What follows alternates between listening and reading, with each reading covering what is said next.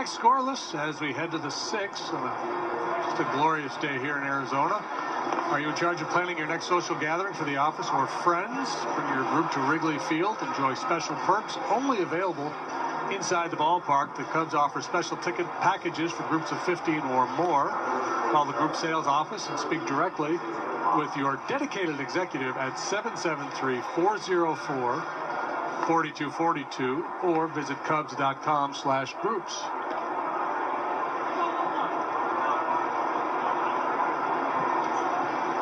Hard-throwing Jason Mott. Working for the 6th time this spring. Missed all of 2013 and the beginning of last year, coming back from Tommy John surgery in 2012. He led the National League with 42 saves. Mott with a fastball when at the top of his game will reach 96, 97 miles an hour. Throws a lot of cutters.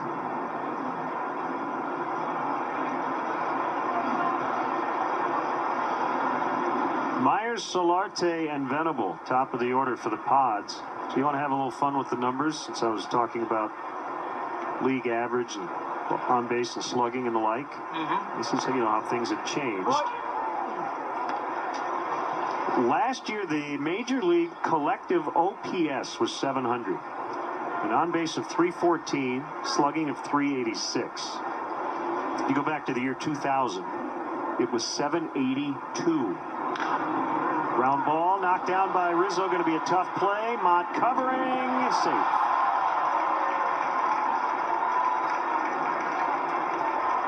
It was an infield hit from Myers. Yeah, it's interesting, isn't it? I mean, well, okay, so now the why. Bigger arms coming out of the bullpen. I mean, hitters. Velocity. Most nights, well, not most nights, many nights, though, they get 2 ABs off the starter. Then it's a parade of relievers who are throwing 96 to 100 miles an hour. You've got advanced metrics in terms of defensive positioning with all the shifts. Oh, they're going to give him an error. My bad, I called it an infield hit. E3, charge to Rizzo. Everyone assumes it's all about steroids, but I think there are a lot of other factors as well. It could be part of it, but I don't think it's nearly all of it. No, and you talked about the expansion of the strike zone, not the legal rule book expansion of the strike zone, but what's being called now. Yep. They're calling lower strikes. Solarte, base hit. 2 on with nobody out.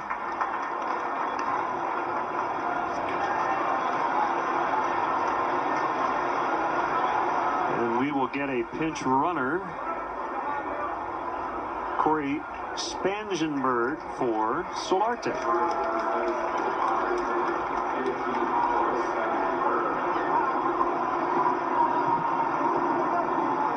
So with all this talk about pace of game, do you think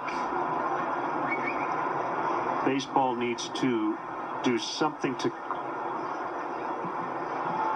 limit strikeouts and create more action, and essentially create more offense? Or do you believe it goes in cycles as Alt makes the catch? Yeah, I tend to be put me in the camp of the latter. It kind of goes in cycles, and that players eventually will start to make adjustments. I'm wondering if we're going to see a trend. The game was so much driven by power for so many years, and acquiring power. If some clubs are going to start to go back to Joey Votto type, everybody would want a Joey Votto, obviously, but a hitter whose skill set is more about on base and using the whole field, tougher to put shifts on against. I don't know that I'd be in favor of a rule change at this point to address it. Well, you want back-to-back strikeouts to start an inning to be 3 outs. Well, that would go the other way. That would put pressure on that hitter to put the ball in play, and that's what we're looking for, action.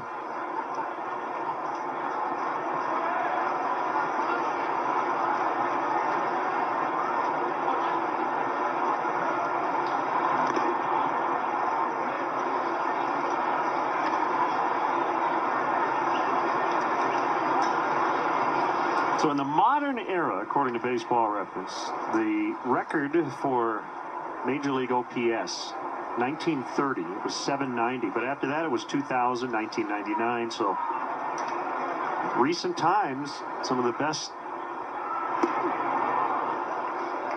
I guess, run-scoring environments the game has ever seen. I was watching replay of a 79 World Series game not too long ago. Baltimore and Pittsburgh. Right? We are family Pirates. Timmy Foley was batting. He had to be choked up 10 inches on the bat. I mean, it was all about, not for all hitters. Certainly Pop Stargell wasn't doing that, or Dave Parker. But you don't see that much anymore, where there's an emphasis on just putting the ball in play, trying to slash the ball, line the ball all over the field. And that's what I'm wondering, if we're going to start to see that skill set valued a little bit more. Well, a guy who's speedy, can take the extra base on the bases, a good defender, line drive type hitter.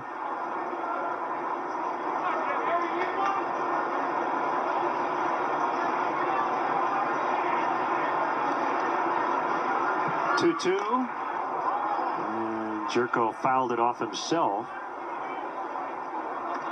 Well, in terms of the analytics, I think one thing that works a little bit maybe against the running game is just we know too much about that breaking point, and if you are going to steal a lot of bases and try to take chances, you better be successful.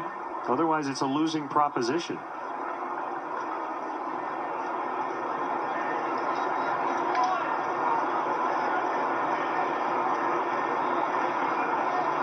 I was talking with Joe Madden the other day. Pete Palmer had indicated recently that the sack fly success rate is about 90%, and he said it's too high.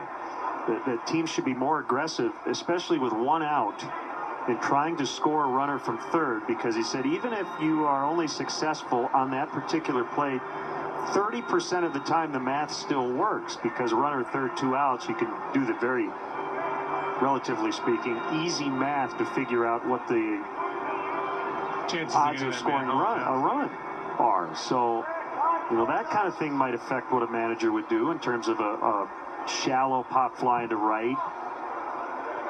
Maybe take another chance and send that guy from third. Make him make a play. Hope for a mishandle at home plate or an errant throw. Because that never happens, right? Yeah. What? Well, the tendency when a guy gets thrown out at the plate is to always blame the third base coach. Well, it takes some guts, too, because it's tough on a medium or a shallow fly ball to tag up and send that guy home. You're opening yourself up to criticism if the guy makes a good throw and your guy's out by 10 feet. And you don't have time after the fact that you can't grab an on-field microphone. Well, here, folks, here's the deal. Our next hitter is a 265 hitter. The chances that he drives this run in from third are pretty remote here. I like that idea. Yeah. Bases loaded now for Alonso. An error, a single, and a walk, setting up the Padres here in a scoreless tie.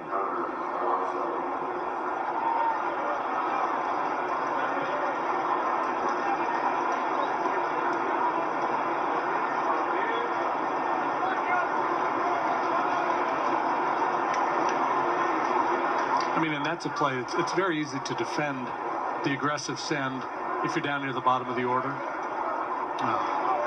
So where you are in the batting order obviously matters. The score of the game, what inning you're in is.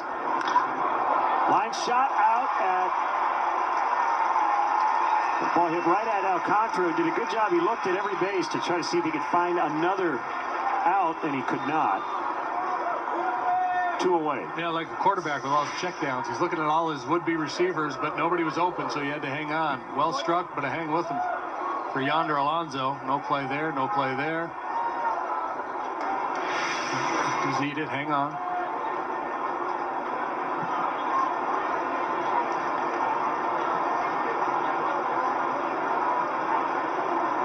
So Norris with the bases full and 2 outs.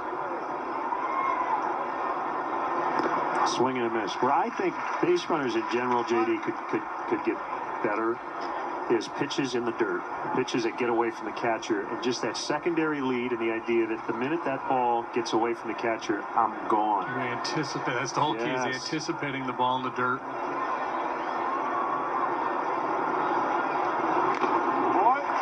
0-2. Well, the radar gun not working here in the ballpark, but it would be a wild guess to think that was around 95, 96. Yeah, that's where he was pre-surgery. Last year, coming back from the Tommy John surgery, his average velocity was down a little bit from his peak, but I would not be surprised to see him get back there this year. Yeah, he was hitting 95 earlier this spring. Yeah. That's high. 1-2.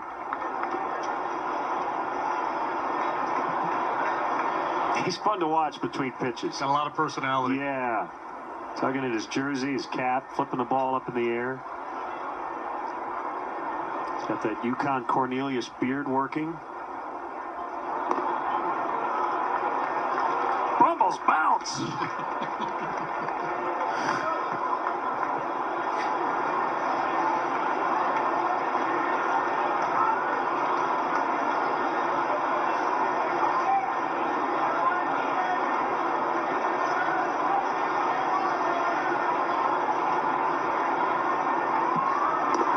Strike 3 called, and that'll end the inning.